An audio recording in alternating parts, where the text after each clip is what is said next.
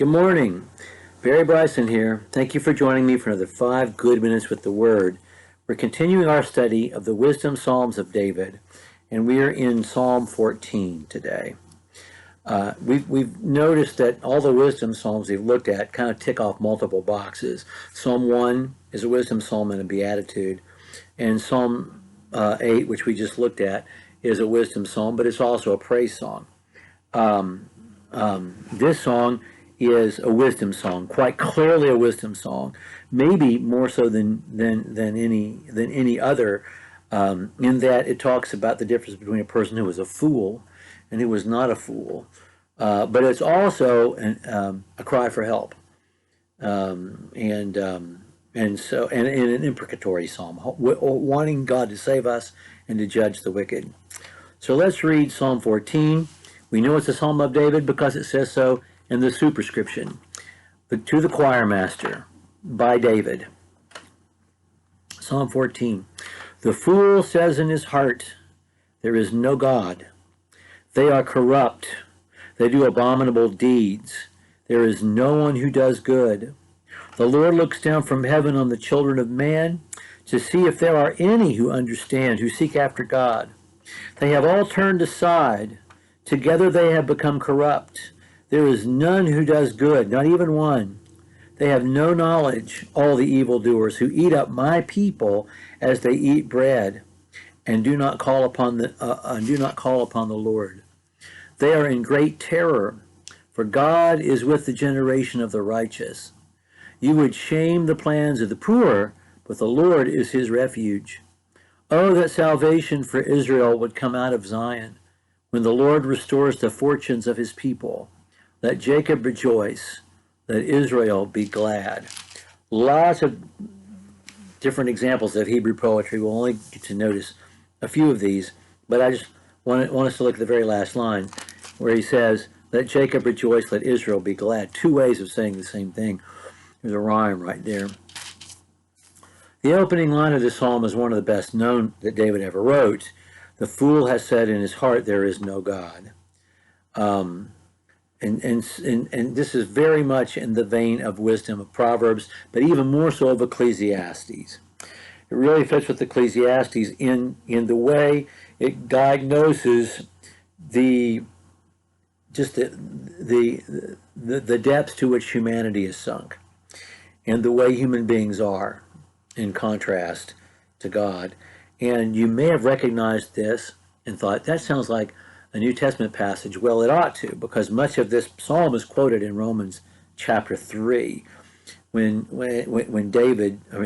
Paul just says, there's no one righteous, no, not one. There's no one who does good, not even one. I mean, he just quotes extensively this psalm, among other passages there in Romans chapter 3. The fool has said in his heart, there is no God. He's saying it in his heart. This is not something declared to the community. It's something that he's telling himself internally. It's the lie that he tells himself. And maybe even in his head, he's not thinking there's no God, but the way he lives betrays the fact that he thinks he's not going to be held accountable for his actions because he is corrupt and he does abominable things. And so let's notice that right off the bat. This is the lie we tell ourselves in our hearts, whether we admit it to ourselves or not. God looks down, God is engaged, God is involved, God sees, God knows, to see if anybody can. But no one. And that's an absolute statement, which presents a math fact problem for this psalm, because there are people that God's there to save, people who are being oppressed. But if everybody is sinful, then how is it God saves some? And that's a good question, and the answer isn't stated, but it's obvious. It's because some people are making the attempt, because some people are actually in a covenant relationship with God. We're all sinners, but some of us are trying, and some of us are covenanted to God, and some of us have chosen not to be. Knowledge, a key word. They have no knowledge. That's not just information in your head. That means no relationship. All the evildoers, so vivid. Eat up my people like bread. Um, that's just such a vivid image. And they don't call upon the Lord. They don't invoke Yahweh's name in praise, in adoration. They don't in repentance. They just don't. And so they ought to be in great terror. And someplace inside them, they know this. And we see the result of disrespecting and not loving and not honoring God, and it is disrespecting and not loving and not honoring the weakest among us, the poor. And then he says, oh, that salvation would come out of Zion.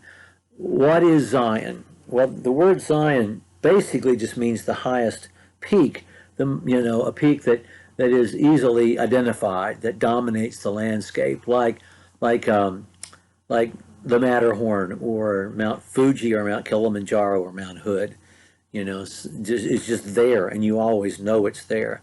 But it came to be specifically used for the high hill upon which Jerusalem, the tabernacle, and then the temple sat when Jerusalem was made the capital city.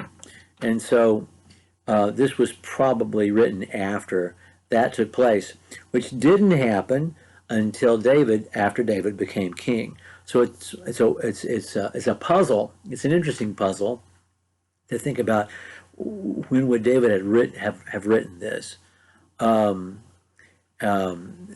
and also let's notice the key word in verse 7, and it's the word when, not if. There's never any question that God will triumph over evil and that God will rescue his people. The question is not if, the question is when. And David is asking that it could be now. Okay. Well, thank you for joining me for what is now 7 good minutes with the Word. We'll pick up with Psalm 15 next time.